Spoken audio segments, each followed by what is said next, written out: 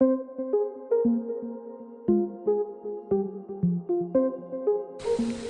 everybody and welcome back to Nostalgia Train. We are searching for our next memory fragment.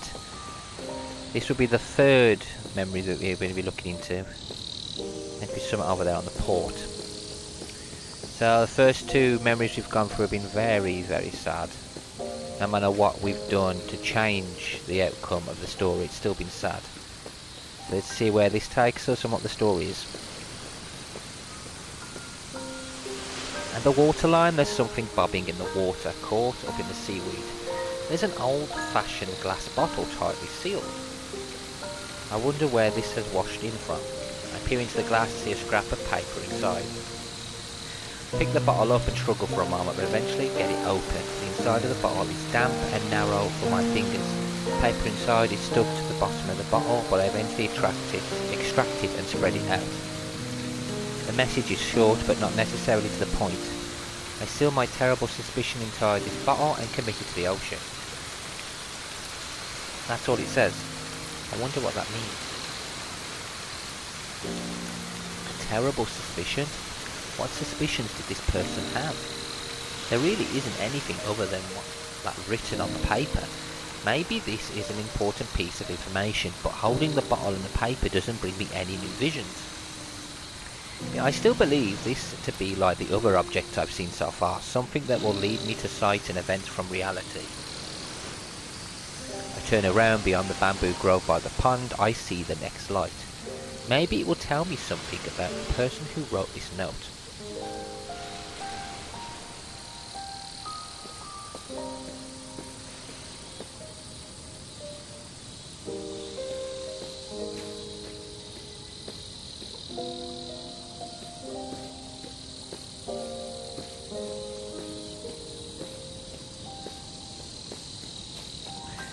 Taking us to different locations, which is good. Two cute ponds here. The wild barking of a dog shakes the surface of the quiet pond. I can also hear the voices of a number of kids shouting things at the dog. The kind of teasing voices that only children use, laughing, mocking. Go on, do it, bite him, outsider. The scary looking slobbering brown dog slowly advances, growling as it moves towards another boy who is standing alone. The boy drops onto his behind. He can't get away. The boy who is about to be attacked looks different somehow from these countryside kids. Maybe he's recently moved here from the city. The dog speeds up, closing the distance more rapidly, but moments before it's going to leap onto the boy, a stone flies through the air and hits the dog on the back. Unsure what even happened, the dog whimpers back to the kids who unleashed it. Everyone turns around to see a tattered looking, unshaven vagrant of a middle-aged man standing there. The kids with the dog look at each other. Oh crap, we're in for it now. It's the werewolf, run for it! With that, the kids all scatter, taking the dog with them. The ragged man moves over to the remaining boy, who finally stands up and brushes the dirt off the seat of his pants. What was that about, kid? The man looks at the boy intently. Being an outsider, sticking out, it's not an easy thing in a place like this. The way he says it, it's hard to place it as a comment to himself or something directly at the boy. If you've nothing better to do, come back to my place. The boy hesitates for a moment. Do you mean the haunted house? Sounds like the man has a house after all, but it must look a lot like him. The kids all think it's haunted. Yeah, that's what the kids call it. I've got some watermelon ripe and ready from my plot. There's too much for me to eat alone. But everyone says the food from that house is poison. And if you're going to believe those dumb kids, forget it. The man spits that out and turns to leave. The boy stands still for a moment and then runs after him. That's where the scene ends. The man, the boy, and the letter I found in the bottle. I wonder how they're all connected. So we've got to go over there.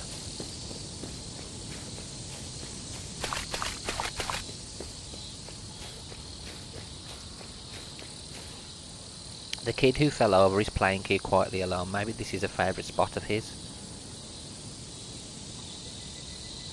Right by a train track. It's quite dangerous, isn't it? Where's the next one?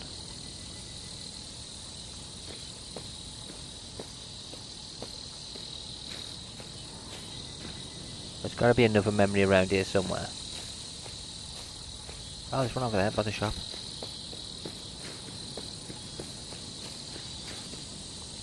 quiet small white dog is tied up in front of the cafe. It probably belongs to one of the customers and has been left to wait outside. I peer inside to see a few people having an animated discussion. Our school and all our children are so happy to have such a wonderful teacher like you join us, Miss Aquino. Inside, a middle-aged man sitting at the counter is praising a young woman, the wonderful teacher who is sitting at a table. The praised woman looks a bit confused and abashed about how to react. Then I realise the man is the principal of the elementary school, so she must be a new female teacher who has just come to the school. Other people around, the men and women, the older lady who runs the cafe, and townsfolk, or maybe other teachers, all start talking too about how attractive Miss Aquino is and how popular she is already, how gentle and kind she is when teaching the kids, but then strict when she needs to be, and how they all seem to magically listen to her. All sorts of praise flies around, but with each compliment she just looks down, even more embarrassed, and just says she still has a lot to learn. My nephew is single, actually. What do you say? Shall I make the introductions? Thank you, but I'm not looking for a relationship at the moment. I moved here to focus on my job. The owner of the cafe gets in on the joke too. I've heard his nephew is quite the catch in both appearance and personality. He's just like his uncle, in fact. I think he'd make a good match with wonderful Miss Aquino. Everyone laughs. Seems Miss Aquino has recently moved here from the city to work at this school. With her sweet personality and gentle bearing, she's become popular with the kids. But that hasn't gone to her head. She sounds like the ideal teacher. She has a pile of papers stacked up in front of her and a red marking pen in her hand. It looks like she visited the cafe on her day off, maybe to whittle down some of her students' homework, and ended up surrounded by locals. I glance at the paper she's marking in that moment. Ah, I've seen that handwriting before, and recently it looks like the note that I fished out the bottle. That mysterious note talking about a terrible suspicion. I might just be imagining things, but if she's the one who launched that bottle, what would such a popular teacher have to be suspicious about? What issues might weigh on her mind? Miss Aquino looks over to the window as though noticing something outside. I look in the same direction and see the scraggly middle-aged man and the city boy from the pond walking along together. Maybe the kid went to share his watermelon after all.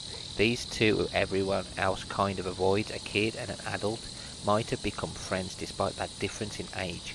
The man had a melon under his arm, perhaps a gift for the kid.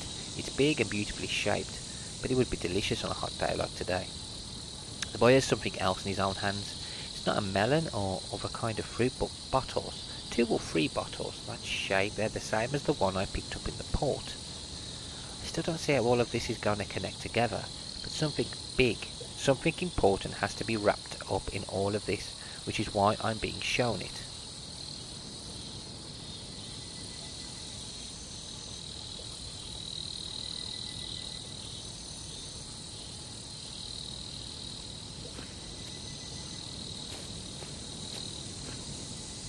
Let's have a look. Let's have a look around for any more memories.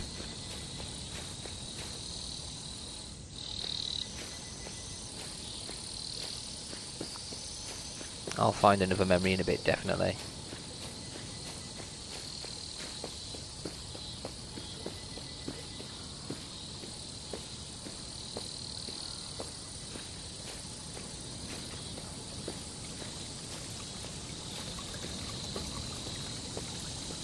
Where's this memory?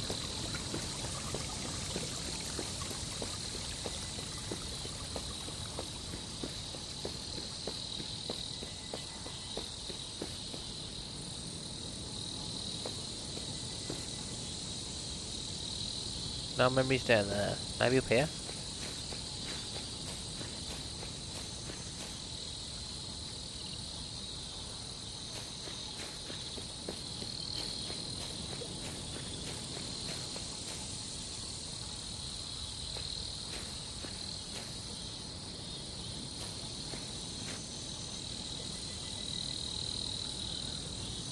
It should show us a memory. It's not showing any anywhere. So let's have a look around back by the trains. Then we'll find it. We will find a memory. It's making me explore more, isn't it, this one?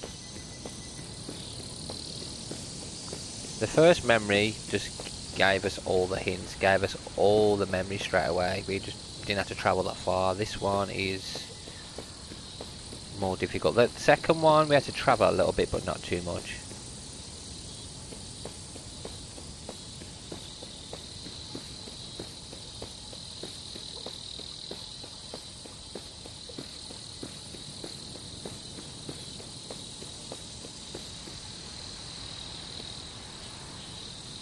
Our memories round here.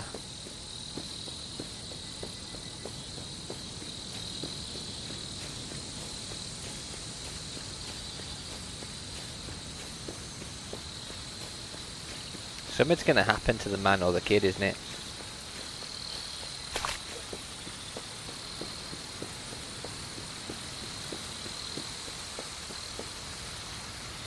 We're gonna have to prevent it.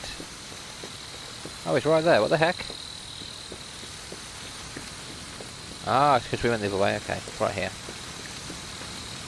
A few middle-aged women are standing around talking. They have worried expressions on their faces, and the scene feels quite different from the relaxed, bubbly atmosphere I saw back in the cafe. After a heavy moment of silence, one of them speaks. These terrible things keep happening. My poor boy is so worried. He's barely eating, and eating is the only thing he's good at. I don't know who's doing this or why, but it really is so nasty. Everyone's on edge, worried they might be next. This is no way to have to live. The mental burden is just too much. I wonder what they're talking about. Maybe there's other information nearby. I take a moment to calm my mind and listen carefully, and I hear fragments of conversations drifting from other spots. I need to take a look around.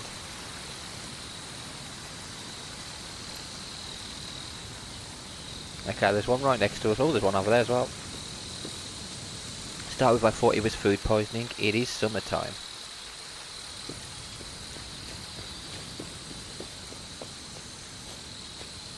Why do you think it would only affect dogs? Miss Aquino was letting her dog play on the school grounds on her day off. She took her eyes off it just for a moment, and then it started convulsing and collapsed.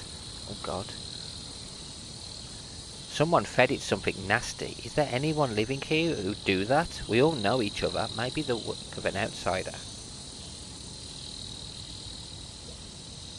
Oh dear. This isn't good.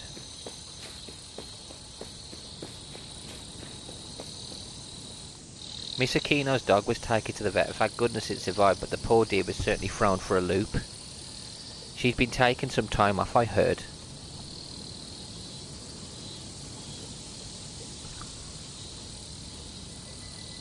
So her dog got poisoned by someone. If things keep escalating like this, it might be a person next. Don't even say things like this. It's just someone messing around. Is it? Is it really? Sadly, there are evil people about in the world.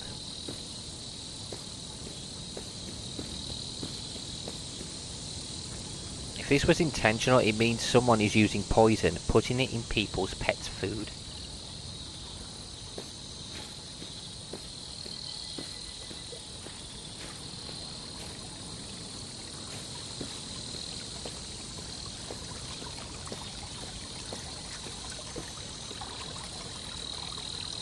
Where is the next one? Oh, there's one over there. No, we've already read that one. Oh, there's one over here by the train station. They're going to blame the outsider, aren't they? Easy for a farmer to find something to use, I guess. Yeah. Their dog ate some food out in front of the confectioner. That's when it started to feel sick. The confectioner, I should go and check that out.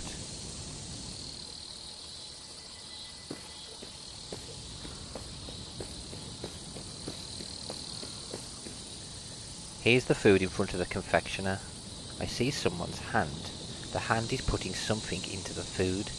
I only see the hand, so I can't tell who the culprit is. Then the dog starts eating the food. It's that big brown dog from Reborn, the one that the local kids tried to sick on the silly boy. I still don't know exactly what is going on here, but from the fragments I've seen so far, I'm piecing together the big picture. The boy and the scraggly man had been heading with something towards the school. I should head in that direction too. Is it them two? Are they poisoning the animals?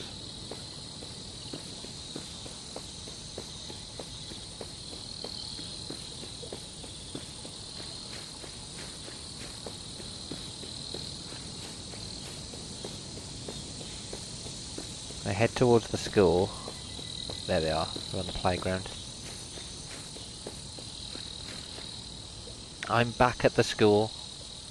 My ears ring and a scene from the real world appears before me again. I see someone walking out from the school gate. It's Miss Aquino. She's alone. The school is closed up, but I'm presuming it's just the weekend, and so there are no kids around. Something still seems out of place, however. Miss Aquino rushes into the grounds, her feet unsteady. She's muttering something to herself. What did she eat? Did someone do this? She keeps talking to herself, almost sounding possessed, as she searches the grass and in the shadow of the pipes. Maybe she's back to find out what happened after her own dog collapsed and was taken to the vet. She's looking around for something. Over there.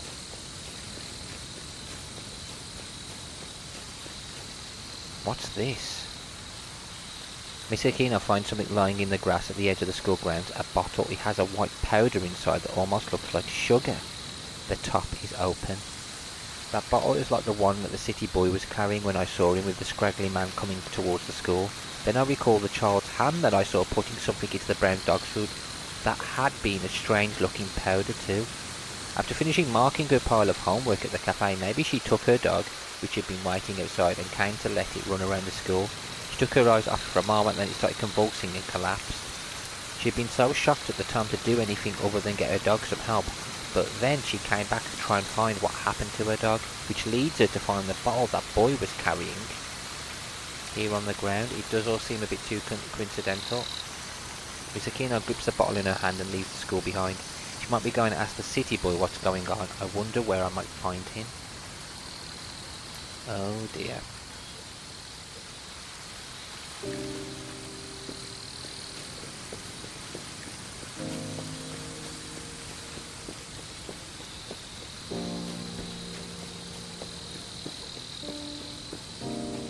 Gone down here.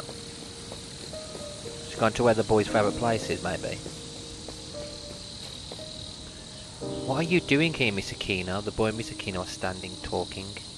I was just out, you know. I saw you over here. The boy looks around uncomfortably. Miss Aquino is pretending this is just a coincidence, but the whole thing feels strained and unnatural. Eventually she gives up any pretense and starts to get into things. Hey, Terajima, do you like living here? Of course not. There's nothing here and the other kids are all stupid. If my parents didn't want rid of me, I'd never have come here. Never ever. What do you mean? What about your parents? They dumped me, both of them, if someone else knew now. So they passed me off onto relatives out here. Pretty crappy of them, huh? I'm just hoping for a string or murders or something that means I can leave. Pretty extreme. He looks down and falls silent. Not that I have anywhere else to go. Terajima kicks a stone with his foot. It splashes into the water, making ripples spread out. I see. I heard you transferred in to be with family who live nearby. So that's the reason. Turns his head to look at the water with an expression, asking her not to keep pursuing this. Then he suddenly blurts something else out, probably trying to just change the conversation. Why did you move all the way out here anyway? You came from close to my old house, right? Did you get ditched as well? Tell me. Miss Aquino is quiet for a moment, and then she speaks briefly. No, that's not what happened. She searches around inside her bag, brings out the bottle and shows it to Terajima. I saw you carrying this. Be honest with me. What did you use it for? The boy looks at the bottle with a surprised expression, but that only lasts for a moment. What's that? Never seen it before? His eyes are looking all around again. Now he's trying to cover something up, then he changes his approach. I know your secret, Teach. Now it's Miss Aquino's turn to give a start in surprise. Her face actually turns pale. She can't move, can barely even gather herself to respond. What? How? The school I was at before is close to your old school, right? So I heard all about it. Don't ask any more questions about those bottles and I'll leave your secret alone too. With that, Terajima runs away. Miss Aquino drops the bottle listlessly onto the ground. Then she drops to her knees herself, covering her face with her hands. She vanishes from my sight to be replaced by the sound of ambulance sirens in the distance. They are coming from the school. Something has happened. I need to go and take a look. Oh no.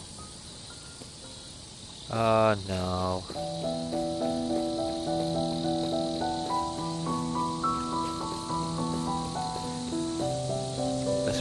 The narrow space in front of the school is crammed with ambulances. There are some police cars too. Children are crying and the adults have hard concern on their faces. Some children are carried out on stretchers and placed into ambulances which then rush away. Something terrible seems to have happened. I see Miss Aquino too. She helping to direct the chaos, speaking to the seriously ill kids, gently consoling those who are safe but in tears. After the ambulances with a serious case are gone, Miss Aquino clasps her hands in front of her, almost like she's praying. Oh, if I had taken that bottle to the principal, none of this would have happened. I hear her mutter these words. Or maybe it's just what she's thinking ringing inside my head. Does that mean that Terajima caused all of this? I look around but I can't see him. I remember the gossipy voices I heard saying it might start with animals and then progress to people. Then I hear a dog barking. Miss Aquino looks up. It's a small white dog. It's jumping up and down trying to get Miss Aquino to follow it towards the shrine. That's her dog. It ate something bad clearly, but then it seems to have recovered. Following after the dog, Miss Aquino starts up the stone steps leading to the shrine.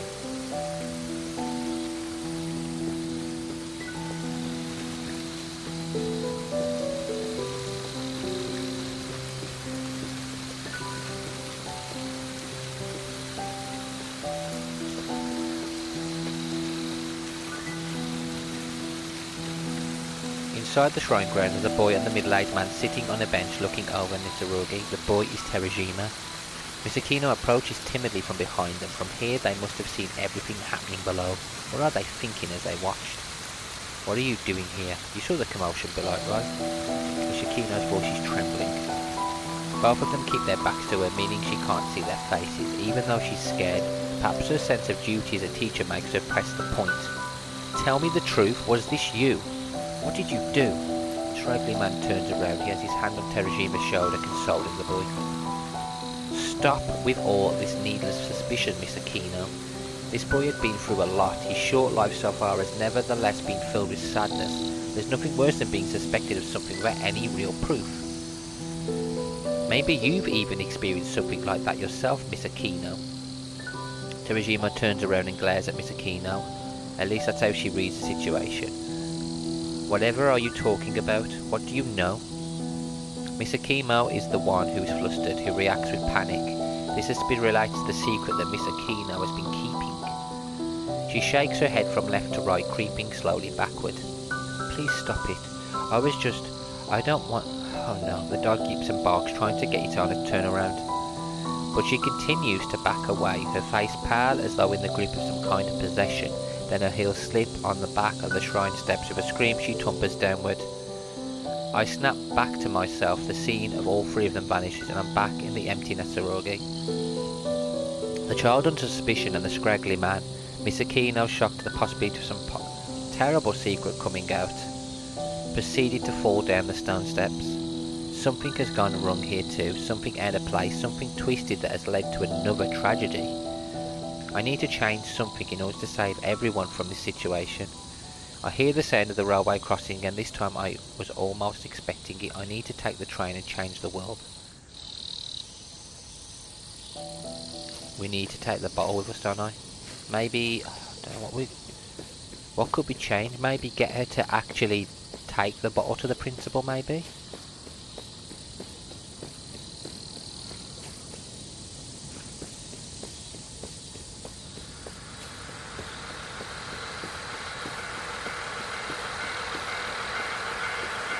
Go again.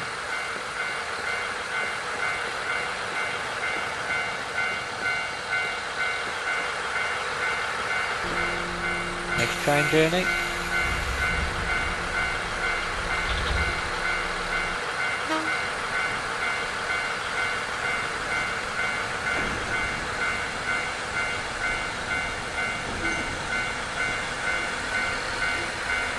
I'm not going to skip the train, bro. We might as well do them.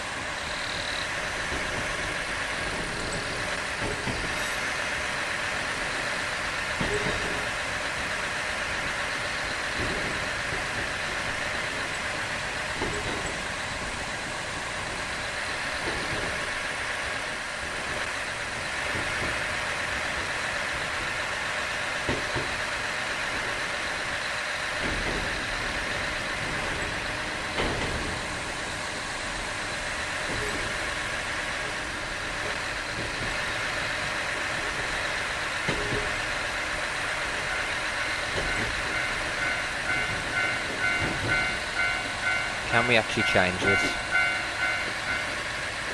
Thing is, what's going to happen with it being changed? Because so far, it's not really been like a happy ending, has it? It's been okay. There've been okay endings, better than what they would have been, but still sad. So, what could possibly be different here? No kids get poisoned. Maybe the boy and the stranger get arrested. So I take the bottle and head to the pond. That was where Terajima threatened Miss Akina with revealing her secret to everyone, and the fear of that eventually led her to cast the bottle into the ocean. I need to see what my train ride has changed in this world.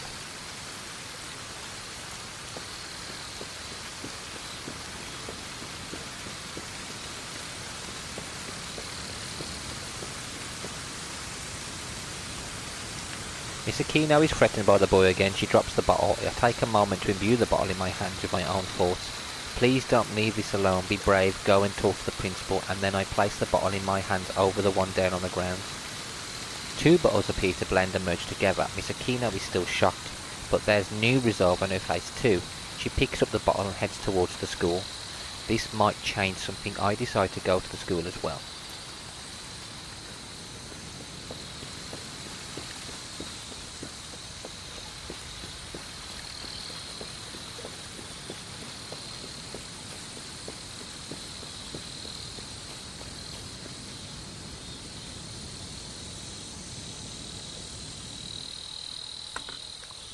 I'm meant to go. I've come to the school. Oh, it's right there. Okay, I run past it. Miss Aquino shows the bottle to the principal with a worried look on her face. Principal looks at the bottle for a moment, then dabs his little finger inside and licks it before giving a laid-back laugh. Ah, Miss Aquino, upon close inspection, this boric acid, we use it to exterminate insects in science class too. There's no label on it, which is why I didn't realise. I actually saw a bottle just like this on the ground close to the break room. I thought it was just sugar or something like that, so I put it back next to the kettle. That's not a good idea on reflection now, is it? We better go take that away at once. If it gets left there once tea time comes on Monday, one of the kids might open it, or it might fall into the tea, and that would be quite the commotion. Principal chuckles heartily at the thought. I still don't know why a bottle of boric acid was lying on the ground, but the principal mistakenly placing it in the break room is likely the direct cause of all those ambulances showing up. This means I've at least prevented that from happening. I heard your dog ate something nasty too. Yes, she did. Boric acid, you said? Maybe that was it. She's not going to die anyway. Hopefully now this will be okay. She places her hand on her chest looking relieved as Miss Aquino moves to leave when the principal speaks again. One thing, Miss Aquino, about setting you up with my nephew. I don't know how it started, but have you heard the rumours going around among the students? I don't quite know how to say this, and I know you have your own matters to work through, but maybe we'll keep my nephew out of this, okay? Listen till things settle down a little. You understand, Miss Aquino? Miss Aquino stops still, standing stiff as she listens to the principal. Once he is done, she turns around and practically runs away. In the world, she kept the secret about the bottle. These rumours didn't seem to have spread. Miss Aquino head off towards the port.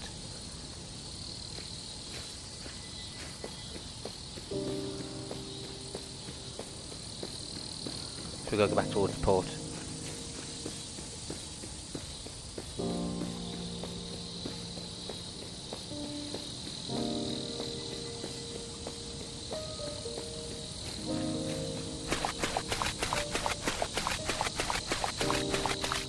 I'll run through the pond. We might as well.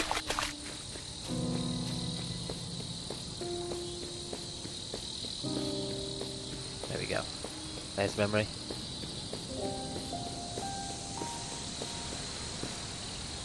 Miss Aquino is sitting on the grimy concrete of the port, all concerned about getting her clothing dirty. Then the straggly man shows up.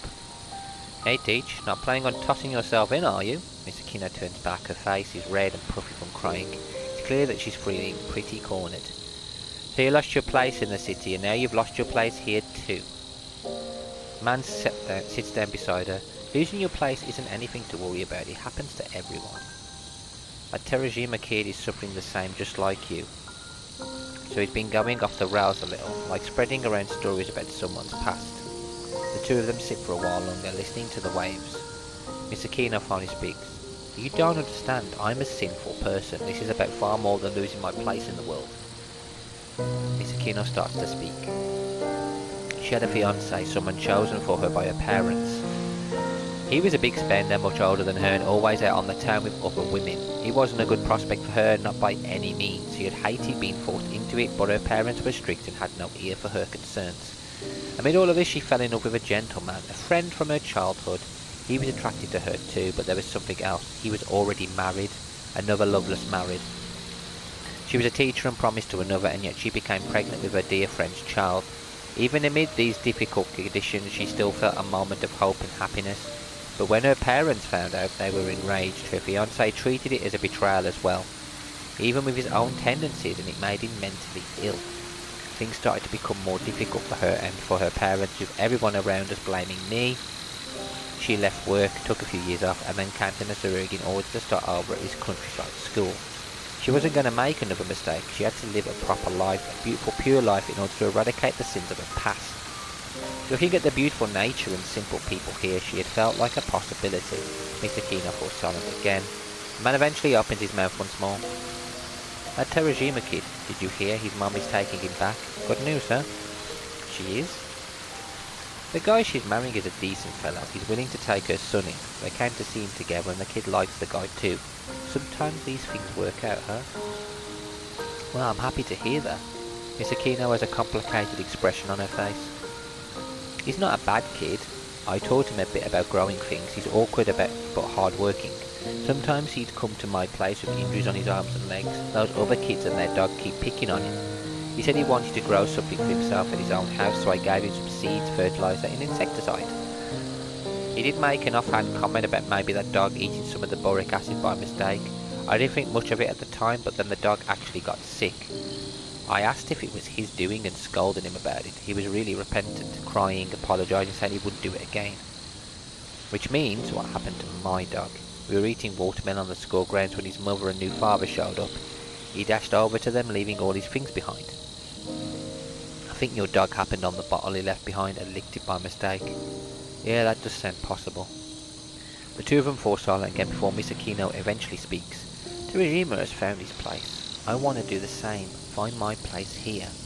The surrounds are lovely and the people seem nicer than I thought too. Okay, whatever makes you happy. If you want some watermelon, you can drop by any time. I'm going to have leftovers now that kid won't be around. With that, the man leaves. The world vanishes around me. I'm back in the lonely, empty Natsuguri. But I'm happy that Miss Aquino made the decision to remain here. Natsuguri memory fragment 3 is complete. That was a happier one. A much happier one. Sad. Still a very sad story, but a lot happier.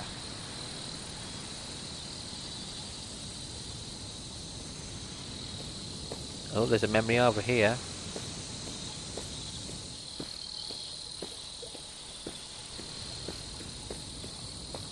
The ferry is finally being cancelled. It's all about trains and cars now.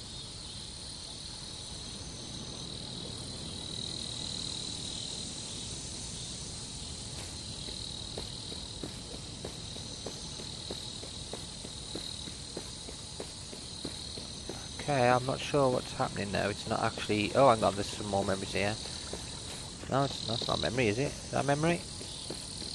Yeah, a battered letter arrived from somewhere overseas.